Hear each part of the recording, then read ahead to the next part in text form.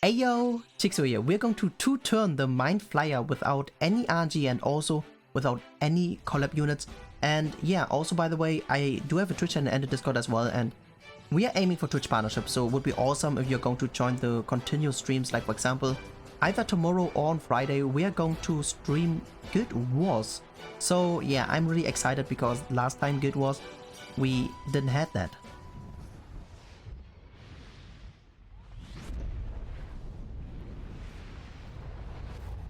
So first of all, we are not going to use any food. So depending on how good your food is, you might have to use attack food. And this is from Lexi. He just joined Zenith, so welcome Lexi to Zenith. Sardil is the main TPS here. Gotha works here too, the passive, so that it increases the damage a bit, also for ranking up. And Gil Thunder is to buff. So yeah, Jericho backline, you can also use Kane just to improve 10%. Actually, Kane might be better because yeah, she's only supporting Sardil, but that doesn't really matter.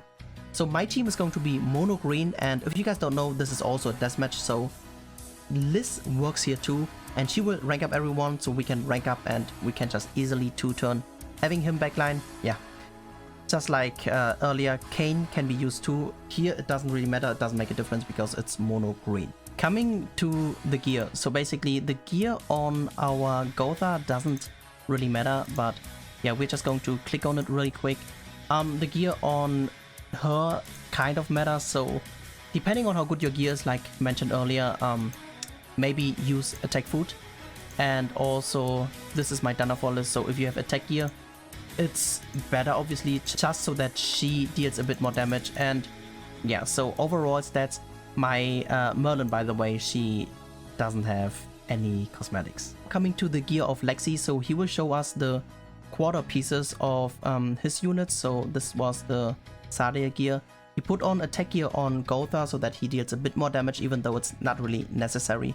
And Gil Thunder has some attack gear too, just to deal a decent amount of damage. So let's see how it goes. Basically what's going to happen here is Thunderfall will always make sure to rank up our units as long everyone has the same type. So, and here, bam, buffing, and he will use the AoE, and we are going to do this, and with Thunderfall list, we should be finishing it off. So yeah, it should be pretty easy to go. So also, by the way, my Merlin, she does not have any cosmetics, so I'm pretty sure if I can do this, you guys can do this easily too. So we are also not going for the crit. That's the reason why we are using Gil Thunder. And here, as you can see, she easily finishes off the remaining damage. So of course you could be also using like Death Pierce backline with Hellbram and stuff. That works too to crit, but I personally don't like it because he has a decent amount of crit resistance.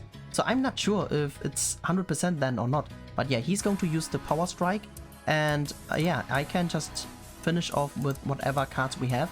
So basically right now we haven't used any cards we drew. So obviously if I would have used a Merlin card, for example, that would have been much stronger. But yeah, I just want to prove, or I would just want to show you guys that that's not even necessary and it has no RNG at all. That's it with the first clear, and let's do some more runs. So coming to the second fight, and yeah, it's going to be pretty monotone because yeah, like I said, there's no RNG at all. Nothing will or nothing can pretty much happen. The better your gear is, obviously the better it is, and if it fails for you one time to two-turn it, just consider using attack food and then you're pretty good to go.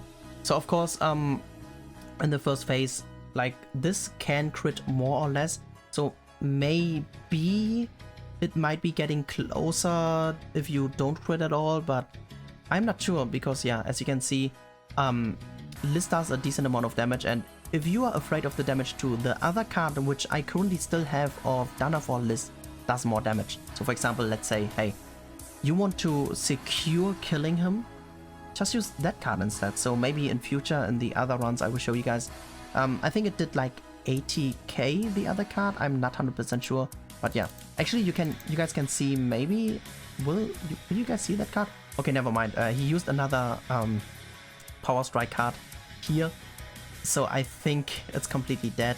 But yeah, in the first run already, we showed how it's without any RNG because we had all the cards in our hand and didn't use anything else.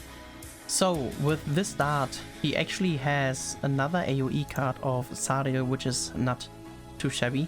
So if you guys don't know, you can actually read cards what you are getting. So basically based on the positioning, your partner's getting the same card. So if I get the left card from Gotha, based on positioning, he gets the same card based on the positioning of him. That's why I know he has another AoE card.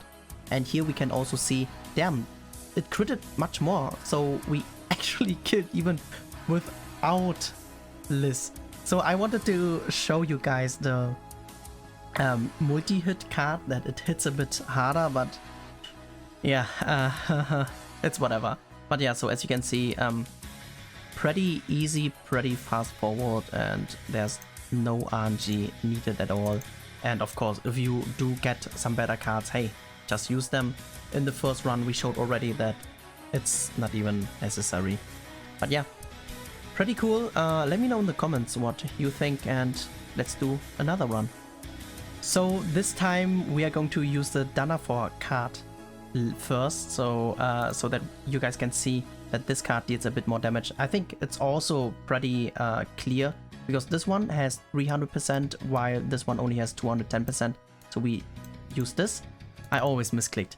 I almost misclicked, I mean. But yeah, so you guys can basically see how much the Danafor list deals without your gear. She does has attack gear though, but yeah.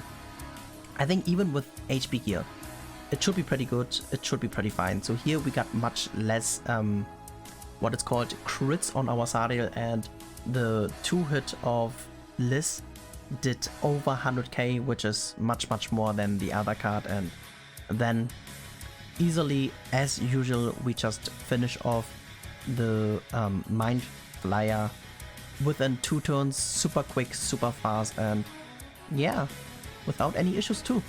So yeah, Sariel is also, by the way, such a powerhouse. If you guys haven't really worked on Sariel, so like C for example, you should consider getting 15% top pieces because that's definitely worth it.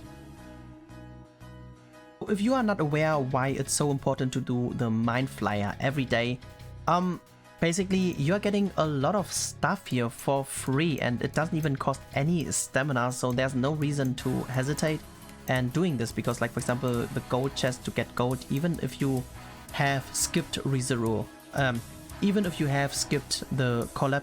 So of course if you did summon, then you definitely need those. And also here some good stuff, like I exchanged the SA coins right away because right now, because of Guild Wars, I need SA coins and this is pretty important too. So yeah, that's it for the video, that's it guys. I hope you enjoyed watching this, and if you did, make sure to comment, like and subscribe. Thanks for tuning in and peace out for now.